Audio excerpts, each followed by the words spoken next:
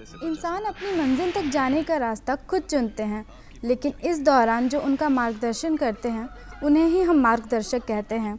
नमस्कार जौहार, मैं रूपाली दास स्वागत करती हूं आप सभी का दूरदर्शन के कार्यक्रम और भी है राहें में।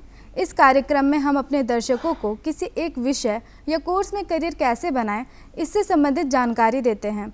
और भी है राहें में आज का हमारा विषय है बायोटेक्नोलॉजी में करियर की संभावनाएं। इस पर विस्तृत रूप से चर्चा करने के लिए आज हमारे साथ स्टूडियो में मौजूद हैं डॉक्टर हिमांशु दुबे, जो बिरसा कृषि विश्वविद्यालय के कॉलेज ऑफ बायोटेक्नोलॉजी में एसोसिएट डीन हैं। आपका दूरदर्शन पर बहुत बहुत स्वागत है डॉक्टर दुबे। तो प्रोफेसर साहब, सबसे पहले हमारे दर्शक आपसे ये जानना चाहते हैं कि बायोटेक्नोलॉजी विषय क्या है और इसमें करियर किस तरह से एक विद्यार्थी शुरू कर सकते हैं। धन्यवाद मैडम। सबसे पहले तो मैं आपका आभार प्रकट करना चाहूँगा कि आपने एक मौका दिया हम लोग को यहाँ पे अपनी बात शेयर करने का। बायोटेक्नोलॉजी एक अम्ब्रेला टर्म है। अम्ब्रेला टर्म जिसे कहते हैं कि एक बहुत बड़ा टर्म है जिसमें बहुत सी डिफरेंट ब्रांचेज आती हैं जी। और बायोटेक्नोलॉजी अगर आप देखें तो आजकल हर तरह के क्षेत्र में प्रयोग होता है, चाहे वो आप अपने खाने के उसमें देखें, चाहे डिटर्जेंट में देखें। तो ये एक बहुत महत्वपूर्ण ब्रांच है जिसमें आजकल छात्र और बड़े लोग भी अपना करियर बनाना चाहते हैं। तो सबसे पहले बायोटेक्नोलॉजी के टर्म को समझा जाए। बायोटेक्नोलॉजी ये एक आणविक विज्ञान इसको हिंदी में कहा जाता है और अणुओं के स्तर पर जो विज्ञान है उस पर इसमें शोध किया जाता है। और चूंकि ये माइक्रो लेवल पे रिसर्च होती है इसलिए इसका प्रयोग हर तरह से होता है। तो सबसे पहले तो छात्रों को और छात्राओं को जिनको इसमें करियर बनाना है वो अपनी पढ़ाई की तरफ ध्यान देके इसमें करियर की शुरुआत करें। बेसिक डिग्री लें, बेसिक डिग्री के बाद उसके बाद उसमें अपनी जो क्षमता को उसको विकास करें, तब इसमें करियर बनाया जा सकता है।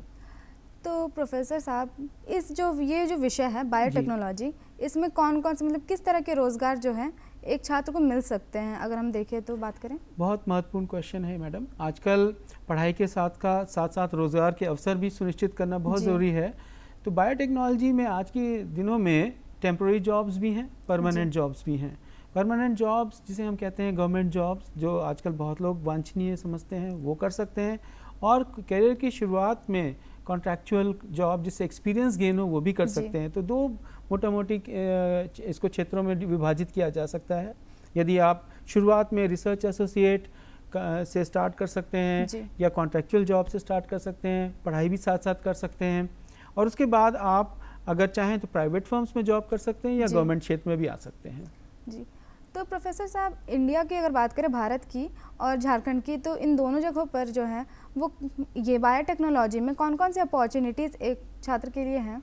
जी, अब्रॉड की बात करें उसको बाद में करेंगे। पहले अपने भारत में देखें क्या हो सकता है। भारत में बहुत से अच्छे इंस्टीट्यूट्स हैं। दिल्ली यूनिवर्सिटी है, जवाहरलाल नेहरू यूनिवर्सिटी है, बेंगलोर में IISc बेंगलोर है, फॉरेंसिक साइंस में जाएँ तो CCMB है और इस तरह के बहुत IITs हैं। इस तरह के बहुत से अच्छे संस्थान हैं जहाँ पे लोग अपने मास्टर्स, ग्रेजुएशन और PhD कर सकते हैं। और यदि आप अपनी क्षमता में और विकास करना चाहते हैं तो आप बाहर भी जा सकते हैं, क्योंकि ज़्यादातर ये माना जाता है प्रायतः कि बायोटेक्नोलॉजी में उन्नत क्षेत्रों में सबसे अच्छा काम अब्रॉड होता है। लेकिन फिर भी आपको बेसिक डिग्री चाहिए अब्रॉड जाने के लिए। जी, आप वहाँ से भी PhD कर सकते हैं, मास्टर्स भी कर सकते हैं। जी। और झारखंड में कौन कौन से ऐसे संस्थान हैं? झारखंड में जैसे हमारी जो बिरसा कृषि विश्वविद्यालय, वहाँ पे भी कॉलेज ऑफ बायोटेक्नोलॉजी है, वहाँ पे पढ़ाई हो रही है। BIT मेसरा है आपका। और भी इस तरह के इंस्टीट्यूट्स हैं, सेमी प्राइवेट इंस्टीट्यूट्स भी आ गई हैं। आप देखेंगे कि कुछ यूनिवर्सिटीज़ हैं, MIT यूनिवर्सिटी और ये सब जो आप प्राइवेट आ गए हैं वो भी इन क्षेत्रों में काम कर रहे हैं। जी। तो हम जैसे बात करते हैं कि अगर हमें किसी क्षेत्र में करियर बनाना है तो उसका एडमिशन प्रोसेस क्या होगा अगर हम बायोटेक में एडमिशन लेना चाहें तो? बहुत महत्वपूर्ण सवाल है मैडम। ज़्यादातर अच्छे संस्थान आजकल अपना एंट्रेंस लेते हैं जी। कुछ एंट्रेंस ऐसे भी होते हैं जो ऑल इंडिया लेवल पे होते हैं जिसमें सीट्स अलॉट होती हैं जी। अगर आप उसमें उत्तीर्ण हो जाते हैं तो सारी सीट्स जो ऑल ओवर इंडिया लेवल पे हैं आपके मेरिट के बेस पे आपको अलॉट कर दी जाती हैं। आप उनसे भी जा सकते हैं। बिरसा कृषि विद्यालय में फॉर एग्जांपल अगर आप लेना चाहेंगे तो आप एक एंट्रेंस होता है, आप उसको क्लियर करें। दिल्ली यूनिवर्सिटी में आप जाना चाहते हैं तो दिल्ली यूनिवर्सिटी में मॉलिक्यूलर बायोलॉजी, जेनेटिक्स, माइक्रोबायोलॉजी ये क्षेत्र हैं, उनमें आपको एंट्रेंस देना होगा। कुछ जगह उसके बाद इंटरव्यूज़ भी होते हैं। इंडियंस ऑफ साइंस है बेंगलोर में, उसका भी अपना एंट्रेंस होता है। तो इस तरह के माध्यम से आपको उत्तीर्ण होकर उसमें प्रवेश लेना होगा। इन सब का डिटेल ब्यौरा आप इंस्टीट्यूट की वेबसाइट से ले सकते हैं। जी, तो ये जो पढ़ाई है इसमें एक विद्यार्थी को कितने पैसे तक खर्च करने पड़ सकते हैं? ऐसे तो जो पढ़ाई का खर्चा है वो गवर्नमेंट के रूल्स के द्वारा ही निर्गत होता है और सभी इसको अफोर्ड कर सकते हैं। प्राइवेट आजकल जो है इन पे ज़्यादा नहीं खर्चा आता है। जो नॉमिनल फीस है हर इंस्टीट्यूट की वही आपको अफोर्ड करनी होगी। बाकी तो सरकार के अनुदान पे प्रदत्त होता है तो वो कवर अप होता है।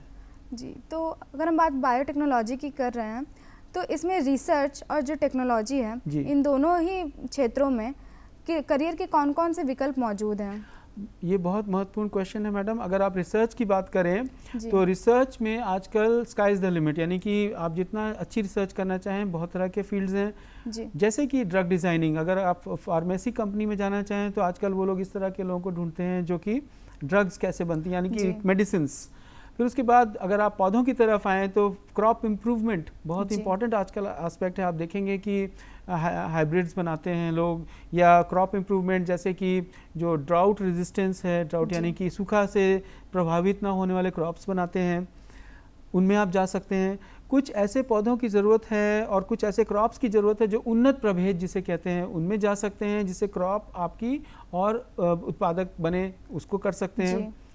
अगर माइक्रोबायोलॉजी में आप कैरियर बनाना चाहते हैं, ये बहुत अच्छी ब्रांच है। माइक्रोबायोलॉजी में जाने के लिए आपको सूक्ष्म जीवों पे काम करने का मौका मिलेगा। सूक्ष्म जीव जैसे राइजोबियम जो नाइट्रोजन फिक्स करते हैं, बायो फर्टिलाइजर्स बना सकते हैं, उसमें आप काम कर सकते हैं। अगर आप मेडिकल साइंस में जाना चाहें तो again sky is the limit. Cancer जैसे आप जानते हैं उससे कितना मॉलिक्यूलर बायोलॉजी में काम हो रहा है, आप उसमें रिसर्च कर सकते हैं।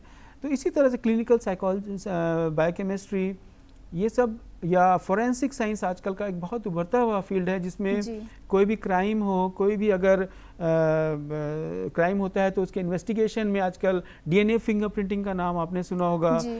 उसका सलाइवा कलेक्ट करके उससे कैसे लोग विक्टिम और उसको आइडेंटिफाई करते हैं। तो स्काई इज़ द लिमिट, आप इन तरह के फील्ड्स में जा सकते हैं। जी, आजकल एक जो टर्म है एंटरप्रेन्योरशिप, स्वरोजगार, ये बहुत ज़्यादा चलन में है। तो क्या बायोटेक्नोलॉजी के जो क्षेत्र हैं उसमें भी जो है इसमें करियर की संभावनाएं हैं? बहुत संभावना है मैम। एंटरप्रेन्योरशिप का मतलब ही ये है कि यदि आपके पास इतना ज्ञान इकट्ठा हो गया है और अपने ज्ञान को आप चाहें कि अपने से उसको अपने लाइफ में सफल बनाएं तो आप उसको कर सकते हैं। फॉर एग्जांपल मैं आपको इसका एग्जांपल देता हूं, जिसमें अगर आपको कोई अच्छा प्रोडक्ट आपने डेवलप कर लिया है पैटेंट के फॉर्म में और आप चाहते हैं कि उसको लाइसेंस करें या उसको खुद आप आगे बढ़ाएं, तो आप अपनी फर्म चालू कर सकते हैं, स्टार्ट कर सकते हैं, जिसके लिए सरकार आजकल अनुदान भी दे रही है। उसमें आजकल एक बहुत अच्छा टर्म आया है सिस्टम, जिसमें आपको सारी फैसिलिटी एक जगह पे मिलेगी। आप सिर्फ अपनी ग्रांट ले आएँ जिसमें आपका जैसे कि सिर्फ पैसा हो जिससे आप अपना खर्चा निकाल सकें। उस तरह के एंटरप्रेन्योरशिप आप चालू कर सकते हैं, जैसे कि इनक्यूबेटर सिस्टम्स हैं। और अगर आपके पास टिश्यू कल्चर एग्जांपल मैं आपको बताता हूँ, टिश्यू कल्चर में जैसे कि आपने बायोटेक्नोलॉजी से कोई अच्छा प्रोडक्ट स्टीविया वगैरह डेवलप किया है, तो आप उसकी खेती अपने लेवल पे कर सकते हैं और उसको बढ़ा सकते हैं। तो बायोटेक्नोलॉजी में entrepreneurship is a very developing field, जहाँ पे आप चाहें तो जितना चाहें पैसा कमा सकते हैं। जी, तो प्रोफेसर दुबे, हमारे दर्शक आपसे ये जानना चाहते हैं कि बायोटेक्नोलॉजी के जो क्षेत्र है इसमें सरकार के द्वारा भी कोई कार्य किए जा रहे हैं इसे प्रोत्साहन देने के लिए? अगर कहें तो आप DBT, department of biotechnology, government of India की वेबसाइट पे जाके देखें। हर साल वहाँ पे उनकी रिक्वायरमेंट के हिसाब से प्रपोजल्स इनवाइट किए जाते हैं। अगर आपके पास क्षमता है और क्षमता के हिसाब से वो उसको असेस करेंगे और आपको वहाँ पे जितना भी पैसा चाहिए अपनी रिसर्च के लिए वो देंगे, अगर आपके प्रोजेक्ट में मेरिट है। अगर आपका प्रोजेक्ट सस्टेनेबल है प्रपोजल, तो आपको वहाँ से जितना पैसा चाहे मिल सकते हैं। गवर्नमेंट ऑफ इंडिया कर रही है, इवन झारखंड सरकार आप जाएं तो RKVY मिशंस हैं, उसमें गवर्नमेंट ऑफ झारखंड के डिपार्टमेंट से आपको प्रपोजल्स पे प्रोजेक्ट के पैसे मिल सकते हैं, आप रिसर्च कर सकते हैं। तो गवर्नमेंट जो है आजकल बायोटेक्नोलॉजी को बहुत प्रमोट कर रही है। इसका एक एग्जांपल आपने देखा होगा, कोरोना में जब वैक्सीन्स बनाई गई थी तो सारे प्राइवेट फर्म्स ही थे उसमें इन्वॉल्व, जिन्होंने इतनी वैक्सीन्स बना के दी और कोरोना में हम लोग को ठीक रखा।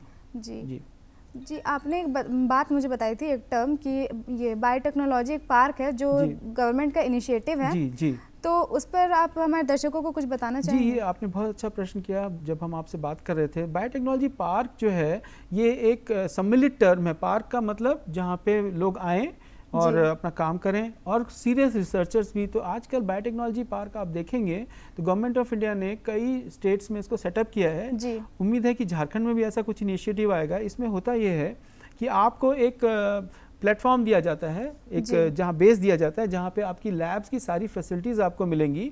आप अपना काम वहाँ पे करें, टाइम बाउंड वर्क, और फिर वहाँ से रिजल्ट लेके आप चले जाएं। दूसरा कि उसमें बाकी पार्क्स की तरह कैफेटेरिया मॉडल्स, बच्चों के ज्ञान के लिए वहाँ पे चलित मॉडल जो आपको दिखाएंगे बायोटेक्नोलॉजी के बारे में इंफॉर्मेशन, तो जिसे कहते हैं यंग माइंड्स को आप इग्नाइट कर सकते हैं कि वो देखेंगे कि बायोटेक्नोलॉजी का पोटेंशियल क्या है। तो बायोटेक्नोलॉजी पार्क एक कॉन्सेप्ट है जिसमें एक ही छत के नीचे रिसर्च, इंटरटेनमेंट और सारा का सारा ज्ञान जो बच्चों को और बड़ों को दोनों को लाभान्वित करेगा, उसको असेंबल करा जाता है और उसको सरकार अनुदान प्राप्त देती है। आप उसको देखेंगे तो आपको लगेगा बायोटेक्नोलॉजी में क्या क्या फील्ड्स हैं, उससे एक जगह आपको सारी इन्फॉर्मेशन मिलेगी। ये बहुत अच्छी इन्फॉर्मेशन रहेगी मैम। तो प्रोफेसर साहब, जो बायोटेक्नोलॉजी जैसे आपने बताया कि ये अम्ब्रेला है, इसके अंदर बहुत सारे जो है अलग अलग जो है विषय भी समाहित है। तो जैसे इसमें हम अगर बात करें तो बायोकेमिस्ट्री हो गया या फिर बायो इंजीनियरिंग, इन सभी क्षेत्रों में भी क्या रोजगार के विकल्प मौजूद हैं? बहुत अच्छा प्रश्न है मैम। आजकल हालांकि अगर आप बहुत ही सच्चाई जानना चाहेंगे तो रोजगार के विकल्प हैं, लेकिन रोजगार के विकल्प कम हैं। रोजगार के विकल्प आपको अगर प्राप्त करने हैं तो आपको उसमें पूरा मन लगा के और पूरा अच्छे से सब कुछ करना होगा, पढ़ाई करनी होगी। अब जैसे केमिस्ट्री की बात करें तो अगर किसी फर्म को या संस्थान को आपकी सेवाएं चाहिए तो आपको उस फील्ड में बहुत मेहनत करनी पड़ेगी। इसी तरह जेनेटिक्स है, माइक्रोबायोलॉजी है, फोरेंसिक है, सब में आपको बेसिक डिग्री और कुछ एक्सपीरियंस की खास जरूरत पड़ती है। सिर्फ बेसिक डिग्री तो एक मिनिमम रिक्वायरमेंट हो गई, लेकिन आपका एक्सपीरियंस जो होना चाहिए, आपने डिग्री लेने के बाद कैसे अपने कैरियर को शेप किया, ये भी बहुत मैटर करता है। जी। तो जो बायोटेक्नोलॉजी का फील्ड है, इसमें गवर्नमेंट क्षेत्र में और प्राइवेट क्षेत्र में जो है किन किन संस्थानों में जो है एक जो पढ़ रहा विद्यार्थी बायोटेक्नोलॉजी उसे रोजगार मिलने के अवसर मौजूद हैं? गवर्नमेंट सेक्टर में तो आप देख ही सकते हैं कि बिरसा एग्रीकल्चर जैसे है, वहाँ पे कॉलेज ऑफ बायोटेक्नोलॉजी है, उनकी पोस्ट एडवर्टाइज होती हैं। उसी तरह आप किसी भी अच्छी यूनिवर्सिटी में जाएं तो वहाँ पे biotechnology, biochemistry, genetics, plant breeding genetics, ये सब डिपार्टमेंट्स जो है, माइक्रोबायोलॉजी, ये सब हैं और उनको वहाँ पे अनुभव वाले लोगों की साइंटिस्ट की ज़रूरत पड़ती है, तो वो एडवर्टाइज करते हैं। उसी तरह से आप अगर मैनेजरियल पोजीशन में जाना चाहते हैं तो आप गवर्नमेंट ऑफ इंडिया में बायोटेक्नोलॉजी, डिपार्टमेंट ऑफ बायोटेक्नोलॉजी में जा सकते हैं। कुछ अगर प्राइवेट संस्थानों की बात करें तो सीड कंपनीज हैं। सीड कंपनीज चाहेंगे कि आप उनके पास आएँ, वो अपनी सेवाएं दें जिससे कि वो अच्छे सीड को प्रोड्यूस कर सके। अगर कोई संस्थान ऐसा है जो क्रॉप में इन्वॉल्व है, जैसे कि कुछ फर्म्स का नाम मैं लेना चाहूँगा, प्रो एग्रो, सिंजेंशिया, मॉन्सेंटो, ये सब बड़े नाम हैं। ये लोग ऐसे लोगों को रोजगार प्रदान करना पसंद करते हैं जो कि फसल के उन्वर्धन में काम करें। तो इस तरह के बहुत से प्राइवेट और सेमी प्राइवेट ऑर्गेनाइजेशंस हैं इंडिया में। तो प्रोफेसर साहब, जो बायोटेक्नोलॉजी होता है इसमें एक होता है फील्ड वर्क और लैब वर्क, तो इसमें दोनों में से कौन सा जो है वो ज़्यादा महत्वपूर्ण है और इन दोनों में करियर के विकल्प कैसे मौजूद हैं? बहुत अच्छा क्वेश्चन है मैम। ये थोड़ा सा समझने वाला क्वेश्चन है कि आपको पहले अपना जो फाउंडेशन है वो अच्छा बनाना होता है, यानी कि बेसिक। आपको पहले लैब में जब आप स्टार्ट करेंगे बायोटेक्नोलॉजी का कैरियर तो आपको वहाँ की टेक्निक सीखनी होंगी। टेक्निक सीखने के बाद आपको उसमें एक महारत हासिल करनी होगी। जब आप महारत हासिल कर लेंगे, जब आप किसी चीज़ में कॉन्फिडेंट हो जाएंगे, यानी कि ये पढ़ाई का लेवल हुआ, उसके बाद आप उस महारत को यूज़ करेंगे। जैसे कि आपने प्रपोजल सबमिट किए, प्रपोजल सबमिट किए तो आपने अपने नॉलेज के बेस पे सबमिट किए, वही प्रपोजल आपके फंडिंग को मिले, उन्हीं प्रपोजल्स को फंडिंग मिलेगी जो अच्छे होंगे। वो एक पैनल रिव्यू करेगा या कमिटी रिव्यू करेगी। तो आपके पढ़ाई के बेसिस पे जो आपने प्रपोजल फॉर्मुलेट किए हैं वो अगर मेरिटोरियस होंगे तो आपको सरकार अनुदान देगी। जब आप अनुदान पे काम करेंगे तो वो आपका एक्सपीरियंस हो जाता है। तो इसीलिए मेरा ये मानना है, आजकल के बच्चों को भी मैं यही बोलता हूँ, अपने कॉलेज में भी या जहाँ से पढ़ के आए हैं वहाँ पे भी हमारे टीचर्स बोलते थे, पहले आप अच्छी पढ़ाई करें, पढ़ाई करने के बाद अगर आप अच्छे हैं तो आपको रोजगार मिलेगा, रोजगार मिलने पे एक्सपीरियंस मिलेगा और उसमें जो आपका परफॉर्मेंस होगा वो आपकी उपलब्धियां बनेगी बाद में। तो दोनों इंपॉर्टेंट है, लैब वर्क भी और फील्ड वर्क दोनों। जी। तो सर जो बायोटेक्नोलॉजी का हमारा ये फील्ड हो जाता है, इसमें इनोवेशन किस तरीके से अपना रोल निभाते हैं? ये बहुत इंपॉर्टेंट बात है। जैसे कि आपने नाम सुना होगा पैटेंट्स का। पैटेंट्स यानी कि आपका अधिकार बन जाता है। अगर आपकी नॉलेज अच्छी है, आपने अच्छा कार्य किया है, तो आपको पैटेंट मिलेगा उस प्रोडक्ट में। पैटेंट मिलने के बाद उसमें आपको एक अधिकार मिल जाता है कि आपको कुछ रॉयल्टी मिलेगी, उसकी आपको कुछ रिटर्न मिलेगा जो आपकी इनकम हो जाएगी। और वही प्रोडक्ट्स आजकल पेटेंट मिलते हैं जो यूनिक होते हैं, जिनका जो कहीं आपके पास ही हैं। तो इसलिए इन सब का बहुत मायने है आजकल। कॉपीराइट्स जिसे कहते हैं या पैटेंट्स, ये जितने ज़्यादा आपके पास होंगे आपकी नॉलेज के बेसिस पे, उतना ज़्यादा आपका करियर उन्नत होगा, अच्छा बनेगा। तो बायोटेक्नोलॉजी के फील्ड में अगर एक छात्र अपना करियर बनाना चाहते हैं, तो क्या उनके पास जो है इंटरनेशनल एक्सपोजर भी होगा कि अंतर्राष्ट्रीय स्तर पर भी वो अपना करियर बना सकें? बिल्कुल। आजकल इंटरनेशनल एक्सपोजर सबसे इम्पोर्टेंट है। हालांकि आप अपना करियर इंडिया में भी बना सकते हैं, लेकिन अगर आपको चांस मिलता है तो आप इंटरनेशनल एक्सपोजर जरूर बनाएं। लेकिन उसके लिए आपको कई एग्जाम्स क्रॉस करने होते हैं, जैसे कि GRE है, टोफल है, ये स्टार्टिंग में हो गया। अगर आप PhD कर चुके हैं तो पोस्ट डॉक्टरल फेलोशिप लें। मैं इसमें ज़रूर ऐड करना चाहूँगा कि जैसे आपने रोज़गार के बारे में पूछा, तो रोज़गार इंडिया में अगर यूनिवर्सिटीज़ में लेना है तो आपको कुछ क्वालिफिकेशंस चाहिए होती हैं। जैसे गेट का फेलोशिप होना चाहिए, CSIR नेट होना चाहिए, ये सब आपको क्वालिफाई करना चाहिए, क्योंकि ये कॉमन प्लेटफॉर्म पे असेस करता है कि कैसे छात्र हैं। तो जो करियर आप अब्रॉड बनाना चाहेंगे, अगर आप उसमें एग्ज़ाम्स क्रॉस कर जाते हैं तो आपको फेलोशिप मिलती है। फेलोशिप के बेसिस को लेके आप जाएं, क्योंकि पढ़ाई एक्सपेंसिव है। कोई भी आदमी अब्रॉड जाके तभी पढ़ सकता है जब उसके पास अपनी फेलोशिप हो। तो आप फेलोशिप लेने की कोशिश करें, मेरा राय ये होगा सबको। और फेलोशिप लेने से एक आपका जो CV है वो भी अच्छा रहता है कि आपने इतने लोगों में कुछ लोगों को ही मिलता है, आपने क्रैक किया उसको, वहाँ से एक्सपीरियंस लें। और फिर उसके बाद आपने अच्छे फील्ड में काम किया है, पेपर पब्लिश किए हैं, पेटेंट्स किए, तो आपका करियर स्वतः बनेगा। जी। तो इसमें सैलरी पैकेज जो है वो कितना तक जा सकता है? सैलरी पैकेज जैसा कि मैंने पहले बताया, आपने भी बताया कि एक्सपीरियंस पे मिलता है। सैलरी पैकेज अगर आप स्टार्टिंग की बात करें तो शुरुआत में स्टार्टअप्स मिलेंगे, छोटे पैकेज मिलेंगे, लोग रिसर्च एसोसिएट बनते हैं। उसके बाद टेक्नीशियंस से भी स्टार्ट कर सकते हैं। सैलरी पैकेज उसमें ज़्यादा नहीं होता, लेकिन स्टार्टिंग के लिए 40-42 हज़ार रुपये पर मंथ। और जैसे हमारे यूनिवर्सिटी में 68,000 पर मंथ कॉन्ट्रैक्चुअल्स को मिलता है। लेकिन आप जैसे जैसे ऊपर जाते जाएंगे, आपके मेरिट पे डिपेंड करता है। अगर आप सरकार की नौकरी पकड़ते हैं, असिस्टेंट प्रोफेसर इन बायोटेक्नोलॉजी, तो you start in 6 figures. Okay, but जैसा कि मैंने बताया कि रेयर है आजकल, गवर्नमेंट जॉब्स मिलना रेयर है, उसके लिए बहुत मेहनत चाहिए। और अगर आप जैसा आपने मेंशन किया कि अगर आप अब्रॉड जाते हैं, बाहर जाते हैं, बाहर की पढ़ाई करते हैं, तो बाहर आप जाते हैं तो आपको फेलोशिप मिलती है, जो कि अच्छा खासा अमाउंट होता है। यहाँ तक कि आपके सारा जीवन यापन उस पर हो सकता है। इंडिया की बात करें तो इंडिया में CSIR नेट फेलोशिप जिसकी मैं बात कर रहा हूँ, गेट की बात कर रहा हूँ, वो इतना अच्छा अमाउंट है कि आप बहुत कंफर्टेबल रहेंगे। आप उसका वेबसाइट पे ब्यौरा देख सकते हैं। और पर्सनली स्पीकिंग हमने भी वो फेलोशिप अवेल की हैं। तो ये एक प्रेस्टीज इशू भी होता है कि आपने फेलोशिप क्रैक की, लिमिटेड लोगों को मिलता है, सबको नहीं मिलता। लेकिन अगर आपने इस तरह की चीज़ें क्रैक की हैं तो आपको सहूलियत होगी। प्राइवेट जॉब्स में अगर आप जाएंगे, आपकी काबिलियत के हिसाब से प्राइवेट फर्म्स आपको अच्छे पैकेजेस देते हैं। और मैं इस बात का भरोसा दिला सकता हूँ कि आप में अगर काबिलियत है तो आपको जितना पैसा मिलेगा वो आपकी कम ही लगेगा आपको। जी। तो सर जो BAU संस्थान है, तो इसके द्वारा जो है वो बायोटेक्नोलॉजी में अलग अलग जो सेमिनार होते हैं, अलग अलग कॉलेजेस में जाके सेमिनार या फिर वेबिनार हम कराते हैं, तो इसकी भी सुविधा उपलब्ध है? जी हाँ, कोरोना पीरियड के बाद से सभी आजकल डिजिटल मोड में आ गए हैं। तो आजकल ज़रूरी नहीं है कि इन पर्सन आदमी जाए, जूम है और Gmeet ऐप्स हैं, सारे ऐप्स हैं। और आजकल तो BAU में हमारे ऑनलाइन बहुत चीज़ें होती हैं, जिसमें सेमिनार्स भी होते हैं। पर्सनली मैंने ये एक्सपीरियंस किया है, मेरा ये कहना है कि वेबिनार्स और सेमिनार्स ऑनलाइन मोड में हो तो सबसे अच्छा है, क्योंकि उसमें ट्रैवल के एक्सपेंस बचते हैं, लॉजिंग के एक्सपेंस बचते हैं, और लोग अपने कंफर्ट जोन में रह के और वहाँ से सारा कुछ शेयर कर सकते हैं, जो कि एक पर्सन शेयर कर सकते हैं। तो आजकल BAU इस मोड में, डिजिटल मोड में आ चुका है, और वहाँ सब कुछ डिजिटल मोड ही होता है, मोर और लेस। तो प्रोफेसर साहब, आप जो है अपने स्तर पर जो है बायोटेक्नोलॉजी का भविष्य किस तरह से देख रहे हैं कि आने वाले समय में इसमें जो है करियर अपॉर्चुनिटीज़ और बढ़ेंगी या फिर घटने के भी कोई आसार हैं? घटने का तो प्रश्न ही नहीं उठता मैडम, क्योंकि बायोटेक्नोलॉजी ऐसा फील्ड है, मैं आपको कुछ एग्जांपल्स दे देता हूँ। आप अपना डिटर्जेंट घर में यूज़ करते हैं तो उसमें आप देखते होंगे कि दाने हैं, वो क्या हैं, एंजाइम्स हैं। जी। खाने के पदार्थों में आप देखें तो खान पान में भी आजकल बायोटेक्नोलॉजी का इनपुट हर जगह है। फार्मास्यूटिकल्स देखें, मैं आपको एक एग्जांपल देता हूँ डायबिटीज़ का, जिसमें इंसुलिन पहले कितनी महंगी आती थी, आजकल इंसुलिन की आप बॉटल देखिए मात्र 200-300 रुपये के अंदर ही आती है। हाँ। और लोगों की ज़िंदगी बचाती है।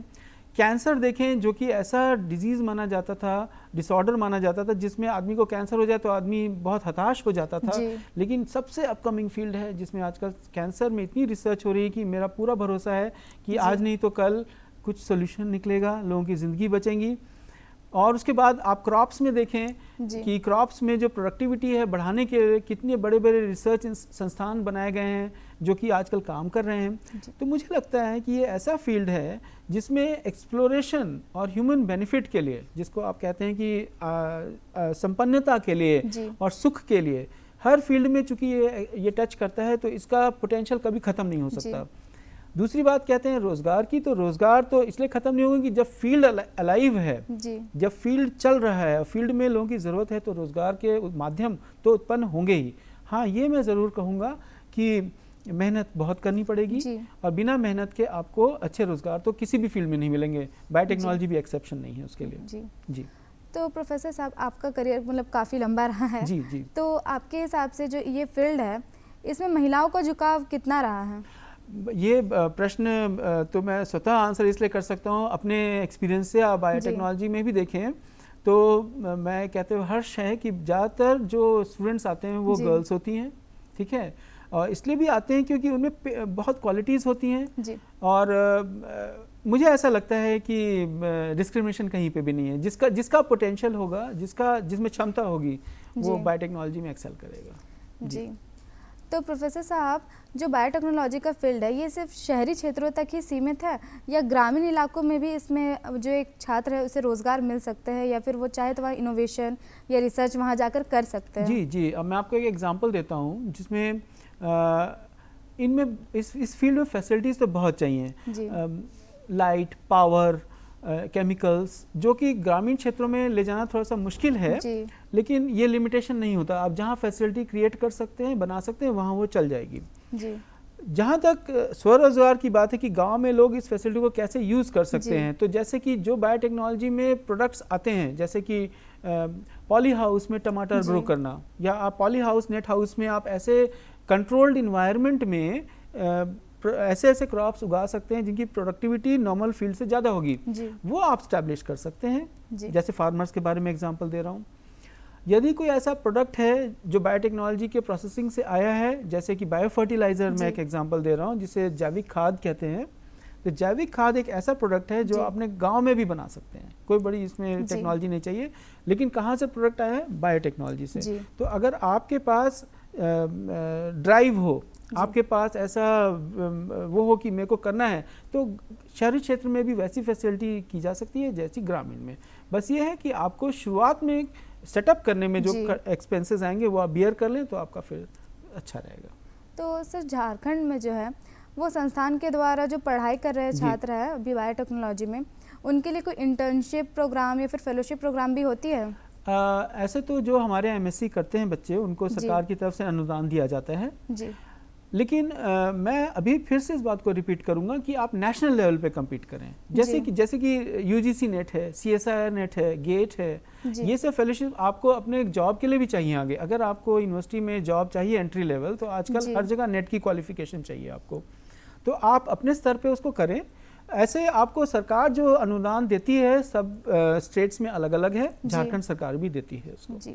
और सर, इंटर्नशिप प्रोग्राम का क्या है? मतलब इंटर्नशिप में लोग आते हैं, शॉर्ट टर्म इंटर्नशिप्स करते हैं कोर्सेज के बेसिस पे, उसमें उनको डिग्री सर्टिफिकेट के साथ हम लोग वहाँ पे डेजिटेशन वगैरह कराते हैं और वो उसका फ़ायदा उठाते हैं। जी। तो झारखंड में अगर हम इस पे करियर अपॉर्चुनिटीज़ की बात करें, तो अगर सिर्फ कोई BSc किया हुआ बायोटेक में, तो उसके लिए भी कोई करियर अपॉर्चुनिटीज़ हैं?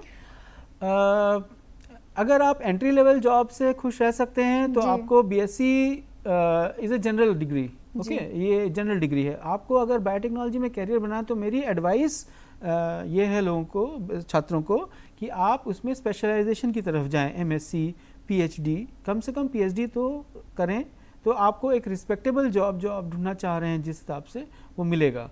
और उसके अलावा अगर आप कोई छोटे पैकेज के साथ सेटिस्फाई रहना चाहते तो एमएससी के बाद भी आपको टेक्नीशियंस या आरए, रिसर्च एसोसिएट का जॉब मिल सकता है, लेकिन उसमें फिर आपको लगेगा कि आपको और ऊपर जाना चाहिए। जी। तो प्रोफेसर साहब, क्या आप हमारे दर्शकों को कुछ ऐसे मतलब फील्ड्स के नाम बता सकते हैं जो कि जैसा आपने बताया कि बायोटेक्नोलॉजी के अंडर आते हैं, ताकि वो उसमें स्पेशलाइजेशन कर सके आफ्टर बीएससी? बीएससी की आप एमएससी के बाद बात करें। एमएससी के बाद देखिए, up to MSc general degree मानी जाती है कि उसमें आपको सारे फील्ड्स का एक्सपोजर दिया जाता है। जैसा कि मैंने पहले भी बताया कि अगर आपको अपना करियर बनाना है तो आपको स्पेशलाइजेशन की तरफ जाना होगा। कुछ स्पेशलाइजेशंस का मैं नाम आपको लेता हूँ। अगर जैसे आप कैंसर रिसर्च में बहुत इंटरेस्टेड हैं तो आप पीएचडी कैंसर की तरफ करें। एचआईवी बहुत अच्छा फील्ड है जिसमें लोग रिसर्च करते हैं। क्रॉप इम्प्रूवमेंट, क्रॉप की प्रोडक्टिविटी कैसे बढ़ाई जाए, कौन से जीन्स क्रॉप्स में इनकॉर्पोरेट किए जा सकते हैं जिससे उनकी उत्पादकता बढ़ सकती है। एबायोटिक स्ट्रेस उसमें आता है, बायोटिक स्ट्रेस आता है। फॉरेंसिक्स में आप जा सकते हैं अगर आप चाहते हैं कि मैं ऐसे फील्ड में जाऊं जहां पे मुझे ये मौका मिले काम करने का कि क्राइम इन्वेस्टिगेशन का कैसे पार्ट बने, तो उसमें जा सकते हैं। फार्मास्यूटिकल्स में जा सकते हैं। जी, आपका बहुत बहुत धन्यवाद डॉक्टर हिमांशु कि आपने अपना बहुमूल्य समय और ज्ञान हमारे साथ साझा किया। तो जैसा कि आज हमने डॉक्टर हिमांशु से बात करके जाना कि किस तरीके से एक विद्यार्थी जो है वो बायोटेक्नोलॉजी के क्षेत्र में अपना करियर बना सकते हैं, इसके साथ ही हमें यह भी जानकारी मिली कि किस तरीके से न केवल भारत और झारखंड बल्कि हम अब्रॉड जाकर भी बायोटेक्नोलॉजी के क्षेत्र में अपना करियर बना सकते हैं। इसी तरह करियर से संबंधित अन्य जानकारी लेने के लिए भी किसी और भी विषय में आप और भी राह के अन्य एपिसोड्स भी देख सकते हैं, लेकिन इसके लिए आपको YouTube पर जाकर दूरदर्शन झारखंड को सब्सक्राइब करना होगा। इसके अलावा अगर आप टाटा स्काई यूज़र हैं तो आप चैनल नंबर 1145 पर जाकर भी 1145 पर भी जाकर जो है वो दूरदर्शन झारखंड देख सकते हैं। खैर, आज के लिए इतना ही। जल्द मिलेंगे आपसे और भी राह के अगले अंक में। तब तक के लिए जोहार। जोहार।